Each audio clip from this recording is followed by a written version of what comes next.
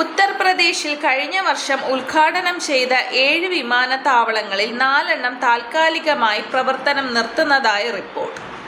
ശൈത്യകാല ഷെഡ്യൂൾ ആരംഭിക്കാനിരിക്കെയാണ് ഈ കാലയളവിൽ വിമാനത്താവളങ്ങളുടെ പ്രവർത്തനം നിർത്തിവെക്കുന്നതായി അറിയിപ്പ് വന്നത്. വേണ്ടത്ര യാത്രക്കാർ ഇല്ലാത്തതും അനുയോജ്യമായ വിമാനങ്ങളുടെ ക്ഷാമവുമാണ് കാരണം എന്നാണ് ദേശീയ മാധ്യമങ്ങൾ റിപ്പോർട്ട് ചെയ്യുന്നത്.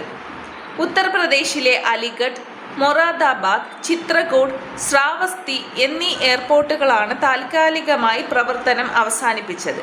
ഇവയ്ക്ക് പുറമെ ഗുജറാത്തിലെ ഭാഗ്നഗർ, പഞ്ചാബിലെ ലുധിയാന, സിക്കിമിലെ പാങ്ഗ്വാങ് എയർപോർട്ടുകളും പ്രവർത്തനം നിർത്തിവെക്കുകയാണെന്നും റിപ്പോർട്ടുകളുണ്ട്. ഒക്ടോബർ 26-ന് ആരംഭിച്ച ശൈത്യകാല ഷെഡ്യൂൾ 2026 മാർച്ച് 28-നാണ് അവസാനിക്കുക.